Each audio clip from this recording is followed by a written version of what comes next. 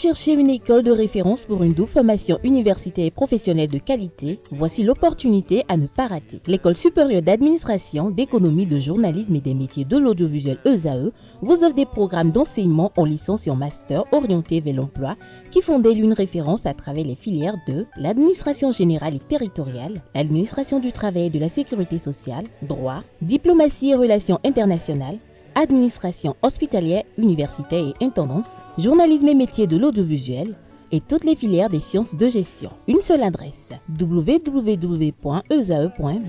Rendez-vous dès maintenant sur nos campus ESAE Bedjromende au numéro 90 93 65 21 ou au numéro 98 98 14 00. Paracourt sur le numéro 52 46 12 12. Aboumé-Calavi au numéro 52 88 44 44. Akpaka au numéro 52 88 33 33. ESAE, l'excellence a un nom. L'invité de ce matin avec le professeur David Kofiaza, bonjour. Bonjour. Je rappelle à nos amis internautes que vous êtes prêtre de FA, président du Conseil national des cultes endogènes, le CONACEM. Vous êtes également le grand maître de l'authentique universel hors de la Reine-Mère au Nord. Merci d'être là ce matin. Bonjour à nouveau à Tifa Olafa. Merci d'être revenu pour conduire avec moi cet entretien. Dans un premier temps, le professeur va nous dire quelques mots de ce qu'il pense des causes et fondements de l'infidélité. C'est bien ça? Tout à fait. Bonjour. Bonjour. Aujourd'hui, dans le thème de notre panel de discussion, porte sur les fondements, sinon les causes de l'infidélité. D'entrée, dites-nous quelles sont les raisons qui peuvent amener l'un ou l'autre à commettre l'infidélité. Déjà, je vais souligner quelque chose. En Afrique, Oui. l'homme ne commet pas d'infidélité. Ça, c'est une hérésie sociale que nous avons importée de l'Occident. Mais lorsque vous parlez de l'homme, est-ce que c'est l'homme grand H, y Non, compris la femme le et garçon. le garçon? Le garçon ne commet Ok. pas On est sous nous. Il n'y a pas d'infidélité du garçon dans la tradition en Afrique. Mais par contre, en Occident, oui. D'accord. En Occident, si un homme va ailleurs, c'est l'infidélité et ça peut être... Non, mais en Afrique, non. Nous avons hérité ça par le biais du mariage que nous célébrons, qui est un mariage purement maçonnique, que nous avons hérité. Le mariage civil que nous faisons dans les mairies, c'est purement maçonnique. Mais la femme, oui, peut commettre l'adultère, l'infidélité au niveau du foyer. Mais la cause première, Oui. c'est le manque d'hygiène infantile. C'est-à-dire? C'est-à-dire que quand le bébé n'est pas bien lavé, la fille bébé n'est pas bien lavée, demain, elle est exposée à l'infidélité. Comment? Expliquez-nous ce mécanisme-là. Vous savez, dans un passé même très, très proche, quand la femme accouche et que c'est une fille, c'est la même chose pour le garçon aussi. Que c'est une fille, il y a des tisanes spécifiques qu'on prépare et durant le bain du bébé, on met ces tisanes tièdes dans le vagin de l'enfant. Bueno joso. C'est une plaie au fait.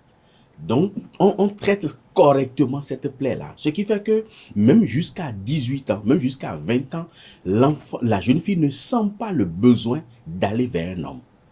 Et pour le faire, c'est qu'il faut la forcer. La plupart du temps, il y a encore, je dirais, 40 ans, 50 ans, les jeunes filles étaient déviégées par la force, par la brutalité.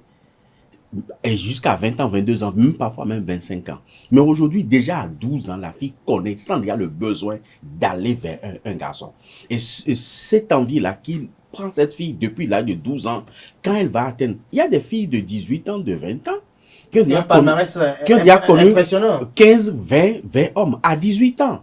Ils ont déjà au moins 20 personnes, ont déjà pris par là. C'est ce besoin-là qu'elle commence par ressentir déjà à l'âge de 12 ans qui la conduit vers là-bas. C'est la cause première, en fait. Ça n'a pas un autre nom.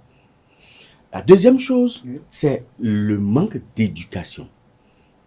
Vous savez, depuis les années 90, les femmes ont commencé par s'émanciper de plus en plus et sentent le besoin de travailler davantage, soit dans le commerce, soit dans l'administration privée, soit dans l'administration publique et tout ça. Donc tout ça fait que on n'a plus le temps d'éduquer les enfants. Or, si la femme hier n'avait pas le temps, c'était la vieille qui s'en occupaient. Ces vieilles qui s'occupaient de l'éducation des enfants aujourd'hui sont traitées de sorcières. Donc, là également, l'éducation est complètement ratée. De sorte que la fille est laissée à elle-même. C'est peut-être la boniche qui l'éduque. Quelle éducation elle-même elle a reçue pour transmettre, en transmettre un peu. Pour transmettre à l'enfant. De sorte que quand l'enfant va maintenant s'engager dans le processus d'une union avec un garçon, elle n'a pas du tout la notion de vivre en couple. Parce que vivre en couple, c'est une autre éducation qu'on doit transmettre ou qu'on devrait transmettre à la fille. Donc, elle parle aux garçons tout comme si elle parle aux gens de la rue. Et ça fait que certains commencent par, je dirais, s'en méfier. Et au bout du rouleau, le manque d'affection que cette fille-là commence par ressentir au niveau du garçon va commencer par le chercher ailleurs. Et va commencer par discuter avec d'autres garçons qui, avec la langue mielleuse, lui dit tout ce qu'elle veut entendre. Parce que la femme veut entendre des choses. Alors qu'aujourd'hui, le monde a tellement évolué que l'homme conscient n'a plus le temps de dire ces choses-là à la femme. Parce qu'il est préoccupé par le manger, le loyer, l'électricité, l'eau, le téléphone et tout. Et ça fait que la femme cherche à combler ce vide-là ailleurs. Et là, elle tombe dans les travers. Tout à l'heure, dans votre argumentaire, vous avez parlé de notion de vie de couple. Pour Oui. vous, c'est quoi la vie en couple et quels en sont les enjeux? La vie en couple n'a rien à voir avec l'amour. Je l'ai toujours dit, s'aimer ne suffit pas pour vivre ensemble. La vie ensemble, c'est toute autre chose. Qui implique 3 principes. Le premier, c'est la paix. Parce que pour vivre ensemble avec quelqu'un et que la personne n'est pas en paix ou vous ne lui collez pas la paix, le premier réflexe de la personne, c'est de se débarrasser de vous sans état d'âme. Le deuxième principe, c'est le respect. Si vous vivez avec quelqu'un et qu'il n'y a aucun sens du respect dans vos propos, dans vos comportements, dans vos actes, le premier réflexe, c'est de se débarrasser de vous sans état d'âme. Et la troisième chose, c'est la fidélité. Et la fidélité va dans les deux sens, pas sur le plan sexuel au niveau de l'homme, mais l'homme a le devoir de fidélité envers sa femme ou envers sa conjointe. Et ce devoir de fidélité que l'homme a envers sa conjointe, c'est de pouvoir la protéger, de pouvoir la défendre contre toute personne. Même si elle est en tort, il faudrait que l'homme soit en mesure de défendre sa femme dehors et arriver à l'intérieur, il peut la sermonner. Et de l'autre côté, la femme a également ce même devoir de fidélité, donc de défendre son homme, mais là, cette fidélité va jusqu'au niveau sexuel pour la femme. Et ça, je parle d'Afrique, je ne parle pas d'Europe. Mais professeur, à quel moment on parle d'infidélité? Comment cela se manifeste et quels sont les signes? On parle d'infidélité, il faut préciser, parce qu'il peut y avoir d'infidélité qui ne soit pas sexuelle. Sexuelle, ok. Voilà. Quand par exemple... D'entrée de jeu pour, Oui. de façon pédagogique, faire comprendre Oui. à nos amis internautes, quels sont les différents types d'infidélité selon vous? L'infidélité peut être comportementale. Mhm. C'est pas forcément sexuel. C'est-à-dire C'est-à-dire que si je m'entends avec un ami de mon mari, ou je m'entends avec un frère de mon mari pour comploter sur le dos de mon mari, c'est qu'il y a infidélité. C'est si je m'entends par exemple avec la sage-femme ou avec l'infirmier pour stimuler une maladie quelconque, pour gruger mon mari, c'est une infidélité. C'est que l'infidélité renvoie à la notion de la confiance. Quand la confiance est rompue, c'est qu'il y a infidélité. Parce que la base de l'infidélité, c'est le manque de confiance. C'est quand la confiance est rompue. Tout à fait. Mais après ça, l'infidélité sexuelle démarre à partir du moment où vous avez le premier rapport sexuel avec votre partenaire. Dès que beaucoup pensent que tant que moi on a mian, non, ça ne veut rien dire. Au niveau du fa, par exemple, ça ne veut rien dire. Tant que vous avez le premier rapport sexuel avec votre partenaire, à partir de ce moment-là, vous avez scellé un lien spirituel. C'est-à-dire quoi? Tant que l'union n'a pas été faite dans les règles de l'art, Oui. c'est ça? Donc, c'est deux choses différentes. C'est-à-dire, Tant que vous couchez ensemble déjà, c'est que... le jour où vous vous rencontrez Oui. et que vous couchez ensemble, c'est que vous avez scellé entre vous. Parce que l'union, c'est d'abord entre deux personnes. Et après, on implique les deux familles. pour ne pas dire les 4 familles, Ouais. 2 du côté paternel et 2 du côté maternel. Maternelle, oui. Dès que vous avez le premier rapport sexuel, à partir de ce moment-là, si la femme va encore ailleurs, c'est l'infidélité. Même si l'homme n'est pas encore allé en famille, c'est l'infidélité, ça n'a pas un autre nom. Parce que le problème ici, c'est un problème vibratoire. Puisque quand vous avez un rapport sexuel non protégé avec votre partenaire, donc le premier rapport non protégé, Ouais. à partir de ce moment-là, à chaque rapport sexuel, l'individu déverse en vous des énergies qui prennent 2 à 3 menstruations avant d'être épurées. Donc, pendant 2 à 3 menstruations, les hypermétaproto-éléments de l'individu demeurent en vous. Si un autre homme passe par là, il y a interférence vibratoire. Et l'interférence vibratoire, c'est ça qui cause des ennuis maintenant à votre partenaire, qui va commencer par avoir des difficultés sur le plan professionnel, des difficultés économiques et même sanitaires. D'où Et même socialement, l'infidélité il de peut la être- femme est interdite, mais celle Oui. des hommes est autorisée. C'est des hommes autorisés parce que l'homme ne prend rien chez la femme, mais c'est la femme qui prend tout chez l'homme. Puisque son utérus est un incubateur qui reçoit les énergies qui les transforment. Ok. Et ces énergies qui sont reçues, qui sont transformées, ont une force, une puissance telle que si une autre énergie interfère dedans, ça produit des effets très nocifs pour la carapace occulte de l'homme et pour la vie de l'homme. J'ai une question à ça vous faire rire sur ce Oui. que l'ami internaute qui est très adepte de ce rendez-vous aussi va suivre rire également. M'a dit, je vais vous poser cette question, savoir, lorsqu'on pénètre une femme et qu'on sent que l'intérieur est chaud, qu'est-ce qu'il faut faire? L'intérieur est souvent chaud parce que la température qui est là est légèrement plus élevée que le corps. Mais si on doit parler en termes en professionnel, tout n'est pas forcément chaud. À des moments donnés, c'est trop chaud. Non, non, non. Autant si c'est chaud si- chez la si- femme, si- autant c'est chaud aussi chez l'homme. C'est chaud puisque c'est le sang au niveau de l'homme qui agit et ce sang est chaud. Au niveau de la femme, à moins que la femme, juste avant, Elle fait quelque chose d'abord avant de venir. elle allait faire peut-être sa Quelque chose avant toilette de intime venir. avant de venir. Sinon, Est-ce que c'est toilette intime ou bien elle vient de se faire frotter un peu avant de venir? oh, je ne sais pas. C'est ça dépend du chaud dont tu parles. Est-ce que c'est le Oui, justement, le sec, est-ce que c'est sec ou est-ce que jusque là on dit en fond mieux n'a pas non FIFA c'est que la matrice n'est jamais chaude, elle est toujours fraîche. Elle est toujours fraîche. Je crois qu'on va rentrer dans le vif du sujet qui nous réunit ce matin, sinon on risque de passer tout le temps sur les causes de l'infidélité. Je crois que peut-être on va y revenir un de ces mercredis encore avec le professeur Aza, puisqu'il y a beaucoup de thématiques en lien avec l'infidélité. Vous avez parlé tout à l'heure même des causes. On va y revenir, mais aujourd'hui on parle d'une thématique spéciale qui a été envoyée par un ami internaute qui est friand de ce programme télé sur ITV. Il dit: est-ce que le fait de s'enduire de liquide orgasmique des femmes fontaines est-il propitiatoire à la réalisation de vœux à l'endroit de la divinité Minona? Oui ou non d'abord? Yes or no question d'abord, avant qu'on pas commencer avec les questions.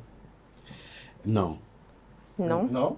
Ou bien c'est oui, mais ou bien Non, pas du tout. Ça n'a pas d'incidence forcée avec Minona. Mais c'est que ça a tout à y voir avec Minona. Ça a tout à y voir avec Minona, merci. Alors, vous allez dire notre ami internaute, le liquide orgasmique, c'est quoi? À vous de leur expliquer ça. Non, mais là, il y a deux choses. Il y a deux choses. Il y a le liquide séminal de la femme.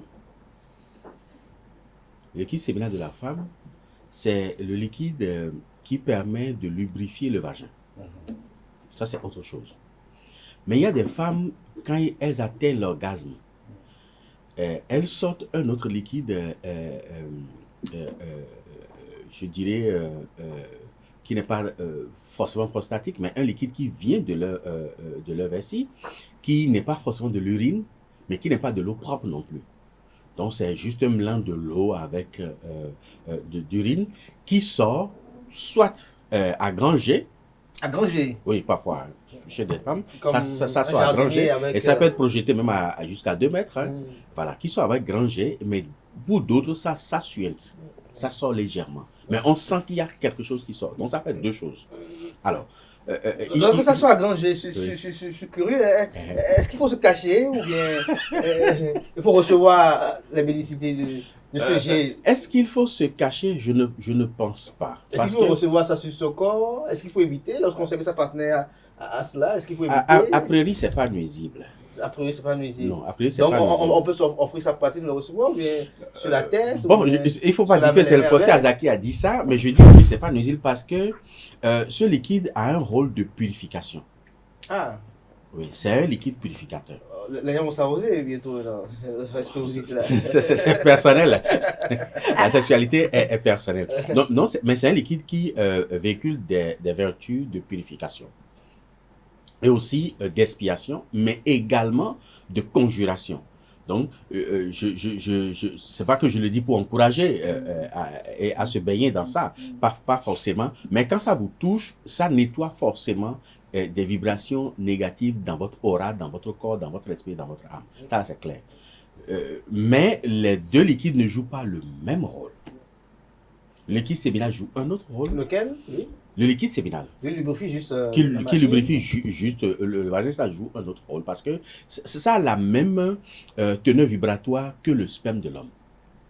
Ce liquide-là. Or, vous savez que quand on veut faire des adjuvants, les adjuvants, c'est quand on piège l'énergie, je dirais, vitale sur une cola. Ça peut être Aroé, ça peut être Goro, Bissi ou Vi, tout ça. Donc, l'adjuvant, c'est lorsque nous piégeons le sang, ça peut être le sang d'un animal, le sang d'un pigeon, d'un mouton, tout ça. Quand on piège ça sur la cola. Or, le liquide séminal de la femme, comme le sperme de l'homme, véhicule à le niveau le plus élevé de l'énergie vibratoire. C'est-à-dire que le sperme est plus important et plus évolué que le sang. Donc, quand vous touchez avec votre langue le sperme d'un homme, c'est que vous avez croqué un adjuvant. C'est comme vous avez mis un peu sur la langue. Voilà, pour être plus terre à terre. Et quand la femme aussi touche, l'homme aussi touche le liquide séminal de la femme, en faisant le cunnilingus comme on le dit, c'est qu'il a croqué un adjuvant. Ça veut dire qu'il a mis un peu sur sa langue. L'inconvénient, c'est quoi? C'est que tout ce qui sort de votre bouche, quand c'est nuisible, ça va être réellement nuisible. C'est là où il y a le danger. Et quand c'est vraiment bon, c'est que ça peut être vraiment bon. Mais dans tous les cas, ça dépend de l'état d'âme, surtout de la femme. Si la femme est dans un état d'âme qui est regrettable, je dis regrettable parce que si elle est triste au moment où elle émettait ce liquide séminal-là, c'est que le seul liquide séminal est chargé d'ions négatifs. Et à partir de ce moment-là, si vous lapez ça, quoi qu'en soit ce que vous allez dire, ça va être forcément négatif. Donc, mais quand elle est dans un état d'âme, il faut la rendre dans un état d'extase. D'extase, et tout ça, quand quand elle est heureuse et que vous touchez là, c'est que vous avez des ions qui sont très chargés positivement sur votre langue. Je vois des gens hors de plateau qui sont en train de sourire là parce que vous êtes en train de leur demander de faire certaines choses. Ah non, j'ai rien demandé. Vous n'avez rien demandé, expliqué. professeur. Alors Oui. moi, je suis quand même curieuse de savoir comment la tradition Oui. explique le phénomène des femmes fontaines. La tradition n'explique aucun phénomène dans ce sens-là. Elle ne voit pas ça comme un phénomène. Okay. Mais voit ça comme un sens normal, dans le sens normal des choses, en fait. Mais il y a une nuance. La tradition conçoit que la femme Oui. qui souffre d'énurésie et qui, en menstrue, urine, est nuisible pour son mari. Comment? Elle peut tuer le mari. C'est-à-dire expliquer. C'est-à-dire que quand la femme souffre d'énurésie, l'énurésie c'est quoi? C'est le fait d'uriner inconsciemment. Voilà. Quand la femme souffre de ça et qu'elle urine la nuit, surtout, et en menstrue, elle urine également pendant sa menstruation. À la fin de cette menstruation, si l'homme a des rapports sexuels avec elle, l'homme commence par être dévitalisé sur le plan spirituel. C'est de ça que parle la tradition. Mais lors du rapport sexuel, l'orgasme de la femme qui l'amène à gicler du liquide, arroser le lit et à mouiller tout, la tradition n'a aucun souci par rapport à ça parce que c'est dans l'ordre normal du fonctionnement de la matrice, donc de la puissance de Minona. Alors, avant de venir à ma prochaine question, je vous avais parlé tout à l'heure d'énurésie. Est-ce que parfois c'est dû à des envoûtements ou c'est de façon naturelle chez la femme? Ça peut être naturel comme ça peut être provoqué. C'est provoqué par La grenouille. On utilise la grenouille pour provoquer ça chez la femme. Pour provoquer cela. Donc, Alors, souvent, quand la femme quitte un homme, l'homme n'a pas apprécié, bon, juge que la femme l'a... Pour la titiller un peu. Voilà, mais c'est quand même ça. méchant. Oui, c'est méchant, mais ça fait partie des combats que nous sommes en train de mener parce que ces connaissances-là, on devait les arracher des mains des inconscients, des jeunes inconscients. Parce que je ne suis pas sûr qu'un vieux sage puisse donner cette connaissance-là à un jeune pour aller placer ça à une femme. Donc, il y a des jeunes qui ont accédé à des connaissances de destruction et qui s'enivrent en fait, quoi. Et pour ça, détruire, c'est leur manière de vivre. Et il faut combattre ça. Il faut combattre ça. Alors, ma prochaine question, c'est quelle en est la connotation spirituelle des femmes fontaines ou du liquide orgasmique? Non, la connotation spirituellement parlant, je ne pense pas qu'il y ait une forte connotation. Seulement, c'est le liquide en lui-même qui contient des vibrations qui sont capables de purifier, comme je l'ai dit, ou d'expier un individu, ou même de procéder à une substitution de l'individu. Si par exemple un événement négatif devait lui arriver, le fait de recevoir ce liquide-là sur le corps déplace l'événement négatif. Quel est le lien entre le sexe de la femme et la divinité Minonna? C'est la même chose. C'est-à-dire le sexe de la femme et la divinité Minonna. Il n'y a pas autre chose. Quand on dit Minonna, là, ce n'est que ça. Mais pour donc que c'est la densification, la déification de ça, la sanctification du vagin qui est Minonna. Ouais, c'est tout. Donc ça veut dire que quelqu'un qui a des rapports sexuels fréquents, un adepte de Minonna, c'est ça? Non, ça je ne saurais le dire. mais comment vous expliquez cela? Lorsqu'on dit que la divinité Minonna, son archétype, si on peut le dire. Son archétype, c'est le sexe de la femme. C'est le sexe de la femme. Oui. Alors, si son archétype est le sexe de la femme, et qu'on a par exemple un homme qui par semaine au moins fait 5 à 6 rapports sexuels par semaine, alors quels sont ses rapports avec cette divinité?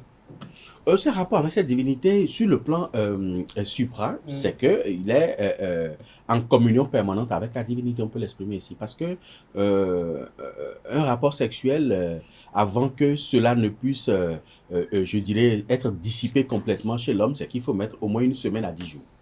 Une semaine à 10 jours. À 10 jours. C'est-à-dire que quand l'homme fait le rapport sexuel une fois, c'est qu'il peut maximum normalement mettre une semaine à 10 jours pour reprendre, sauf cas de force majeure. Sauf cas de force majeure. Alors lorsque vous en parlez ainsi, alors lorsqu'il y a un homme qui a des rapports sexuels fréquents, est-ce qu'il a besoin de faire recours à la divinité Minonna pour ne pas que, si cela n'est pas en équation avec son signe phase, cela le nuise? Il n'a pas forcément besoin de faire recours régulièrement à Minonna, puisqu'il est toujours en contact direct avec la matière prima de Minonna même. Et à partir de ce moment-là, s'il sait comment s'y prendre, oui, il peut jouir de toutes les potentialités de Minonna rien qu'en ayant des rapports sexuels. Mais seulement, et seulement si la femme avec qui ou les femmes avec qui il a ce rapport sexuel lui sont restées fidèles. Si c'est juste un rapport, parce qu'on trouve un coup, on tape, on trouve ici, on tape, on trouve ici, on tape, ça n'a rien à voir. Ça n'a rien à voir. Non. Mais si vous avez une femme ou des femmes qui vous sont restées fidèles, vous pouvez jouir pleinement des potentialités de Minonna, donc de l'énergie matricielle, rien qu'en ayant le rapport sexuel avec. Justement, parlant de la divinité Minonna, quel est son champ d'action? Son champ d'action, c'est d'abord une divinité protectrice, une divinité, une mère nourricière. Et quand on dit mère nourricière, on parle de l'abondance du bien matériel et financier. On parle également de la couverture, en quelque sorte. Et surtout, on parle aussi de l'élévation matérielle et financière. Mais là également, l'autre piège d'être, je dirais, en harmonie avec les Minonna, c'est qu'on dégage un charme irrésistible. C'est-à-dire quoi? C'est-à-dire que partout... En fait, on est un vrai tombeur. Voilà, exactement. Et partout on passe, même si vous ne dites rien du tout, ce sont les femmes qui pleurent derrière vous et tout, parce qu'elles sont attirées par elles-mêmes, en fait. C'est pour ça qu'on dit...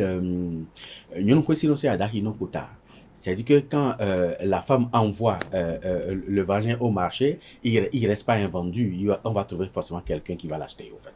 Donc, c'est des gens qui... Il y a toujours client pour ça. Il y a toujours client. Donc, c'est des gens qui ne manquent pas, au fait, de de faire tomber des femmes en réalité. Donc, ils ont un charme accrocheur, un charme irrésistible vis-à-vis de la femme.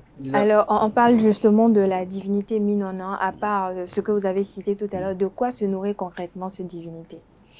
Cette divinité se nourrit surtout de tout comme les autres divinités, mais seulement que Minona se nourrit exclusivement en dehors de son archétype qui se nourrit du phallus. Du phallus, pas seulement du phallus, mais a besoin d'être arrosé par le liquide séminal de l'homme. Minona se nourrit des énergies ou des champs d'action d'énergie féminine. C'est-à-dire que jamais un coq, jamais un bouc, donc soit c'est une poule, soit c'est une chèvre. C'est que les énergies de douceur. De douceur. Voilà, c'est pour ça que la femme incarne une énergie de douceur. Douceur. Alors, on parle de, si Abdelkader me le fait, on parle de femme fontaine, on parle de liquide séminal, et tout à l'heure vous avez dit qu'il y a ce liquide-là qui permet de purifier l'homme. Oui. Comment se servir de ce liquide-là pour se purifier? Est-ce qu'il faut le prendre sur le visage, sur la tête, ou le recueillir dans le creux des mains, ou comment ça se passe? Pourquoi pas dans la bouche? C'est une possibilité aussi. Oui, c'est une possibilité. Puis c'est au moment où vous voulez faire tomber la femme, si elle gicle dans votre bouche, vous allez faire quoi? Justement, celui qui a donné ce thème-là, c'est parce que je vais trahir ton secret, cher ami. C'est que lorsqu'il va faire le cunnilingus, à chaque fois, ça arrose sa tronche. Ça arrose sa tronche et il se demande est-ce que ça n'aura pas d'impact sur ses affaires, sur ses activités financières et autres. Et donc, il est très pris par cela également. Non, ça n'aura pas d'impact négatif sur ses affaires. Sur ses affaires. Non, au contraire, ça va dégager tout ce qui est négatif. Dégager tout ce qui est négatif. Alors, si ce liquide-là permet de se purifier, est-ce que ça permet de réaliser des vœux? Non, le liquide ne permet pas de réaliser les vœux. Parce que son rôle, c'est de purifier d'esprit. Purifier Mais d'esprit. c'est le rapport sexuel qui permet de réaliser les vœux. Comment? C'est-à-dire que lors des derniers moments, si vous ne pouvez pas vous contenir, vous pouvez vous exprimer directement. Je l'ai toujours dit, c'est le meilleur moment de communiquer avec Dieu. Je dis, mais le meilleur moment de communiquer avec Dieu. Et c'est pendant ce temps-là, si vous pouvez vous contenir mentalement, vous émettez votre vœu. C'est inutile de citer un chapelet de vœux. Vous concevez l'image de ce que vous voulez mentalement. Et pendant ce dernier moment-là, vous commencez par envoyer ce flash-là régulièrement. À quelques instants avant. À quelques instants avant. Et vous commencez à envoyer ce flash-là. Vous faites une fois, deux fois, trois fois, vous allez commencer par avoir le bout du tunnel par rapport à la réalisation. Exactement. Expérimentez, vous allez voir. Alors, ma question ici, c'est que pensez-vous de ceux qui sont friands du coït interrompu? Quelle est la charge spirituelle qui reçoivent des gens qui ne jugent jamais dans la femme et qui parfois ont des rapports sexuels protégés? Ça, c'est une option personnelle, puisque la sexualité est une liberté absolue. Seulement que la femme, si elle est exposée ou si elle est habituée à ça, ça va provoquer progressivement une désynchronisation de son système sanitaire. Elle va commencer par tomber régulièrement malade. Donc, c'est comme si elle ne fait pas l'amour. Parce qu'au bout du rouleau, il n'y a pas que le physique. Il y a aussi le spirituel dont la femme a besoin. Donc la femme a besoin de recevoir ce liquide-là. Et sa matrice a besoin de puiser l'énergie vitale qu'il y a dedans. Et puis après, le reste est lavé et rejeté. Donc chaque fois quand on ne lui donne pas, ou alors le rapport est règlement protégé, ça va progressivement, ça peut mettre du temps. Peut-être des mois, peut-être des années, à désintégrer progressivement son système sanitaire. Dans la Grèce antique, le coït interrompu a une symbolique, mais dans la tradition, chez nous, ça n'a pas de Non, sens. ça n'a pas de sens. Alors, quant au sperme qui sort, est-ce que le sperme qui sort, est-ce qu'on peut le prendre dans la main? Est-ce que ça peut toucher le corps? Est-ce que ça peut toucher le sol? Dites-nous. Toucher le sol, ce n'est pas bien. Parce que quand ça touche le sol, il y a des énergies qui s'agglutinent autour. Ces énergies-là, une fois autour, vont puiser l'énergie vitale qu'il y a dedans. C'est comme si vous avez versé le sang par terre. Et après, ces énergies-là vont rester. Vous dites, si on reste là, on trouve les bonnes choses. C'est comme un enfant qui vient chaque fois chez vous, vous lui donne du gâteau. Demain, il va revenir en ayant conscience qu'il va trouver ce gâteau-là. Donc, ces énergies vont rester là et ils sont nuisibles. Nuisibles comment? vont provoquer chaque fois des situations, des situations où vont vous donner l'envie, vont susciter l'envie en vous de faire règlement ce rapport sexuel-là et maintenant de pouvoir déverser le sperme par terre pour qu'eux puissent s'en régaler. Mais en dehors de ça, le sperme peut toucher le corps. Vous savez que ça nettoie les yeux. Ah bon? Quand vous avez des problèmes de baisse d'acuité visuelle, Bon. après le rapport sexuel, reprenez le sperme dans le vagin de la femme et passez ça sur les yeux. Le soir. De l'homme ou bien de la femme? Non, quand vous finissez de jouir. Il y en a pour qui ça sera très bénéfique. Quand vous finissez de jouir en la femme, il faut le faire la nuit. Vous prélevez le sperme maintenant, le liquide au niveau du vagin de la femme. Une fois que l'homme a mis dans la femme. Voilà. Vous prélevez ça et vous passez ça sur les yeux. Mais si il s'en venir qu'il le recueille lui-même dans sa paume de main. Non, il faut que ça rentre d'abord au niveau de la femme. Et c'est après ça qu'il faut. Comment on peut rattraper ça? Non, on rattrape ça. Ça ne part nulle part. Après, c'est repoussé. Il suffit de mettre les doigts dedans et puis de passer ça sur les yeux. Faites ça le soir et le lendemain matin, observez vos yeux. Ça nettoie complètement les yeux. Et ça lutte contre les baisses d'acuité visuelle. Et également la tension oculaire. Okay. Ça régule la tension oculaire. De sorte que ceux qui en souffrent commencent par être soulagés. L'autre question également, est-ce qu'on peut jouir pieds nus? Est-ce que c'est conseillé? Non, ce n'est pas conseillé d'avoir en contact avec le sol, pas avec un tapis. En contact avec le sol, ce n'est pas bien. Dans cette position-là, pour faire l'amour. Ou alors mettez des chaussettes. Ou alors mettez une natte par terre ou un tapis par terre. Mais pourquoi? Parce que c'est une, je dirais, c'est une offense à l'énergie tellurique. Si vous l'impliquez dans votre relation, c'est une offense à l'énergie tellurique. Il faudrait que ça soit uniquement vous seul. Donc, vous devez forcément être isolé. Ou jeter un pain par terre et monter sur le pain. Si on donne ça, le sperme peut toucher le corps. Ça peut toucher le corps. Et puis, même la tête, n'importe où. Même la tête. Quand il y a des fois où les femmes qui souffrent de, je ne sais pas quand vous avez des chutes de cheveux. Voilà, des culs chevelus. Il suffit qu'elles passent ça dedans et ça nourrit la peau et ça fait repousser encore les cheveux. C'est un liquide comme épris de bénéficité. De beaucoup de vertus. Et de beaucoup de vertus, apparemment. On a quand même reçu beaucoup de leçons ce matin, n'est-ce pas, Tifa Olafa? Bien sûr. Beaucoup de leçons, je dirais même. Beaucoup de leçons, on dira. Alors, pour conclure cet entretien, je vais quand même vous poser encore quelques petites questions qui sont également des questions qui sont posées par certains. Quelqu'un dit, lorsque vous avez quelqu'un qui veut vous faire des prières devant la case des ancêtres, à Saint-Roch, comme on le dit, oui. Est-ce qu'il faut refuser? C'est une digression, hein, pas dans le sujet. Si on veut. C'est-à-dire, c'est un de nos compatriotes qui vit à l'étranger qui dit qu'il a un oncle qui lui demande de rentrer pour qu'il lui fasse une prière devant la case des ancêtres.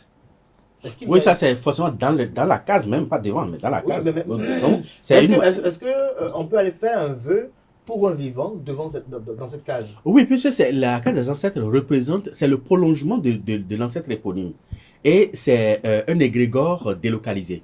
Puisque le grand égrégore familial, c'est au niveau de Torio, donc de l'ancêtre éponyme, et la case des ancêtres au niveau de la famille est l'égrégore décentralisé.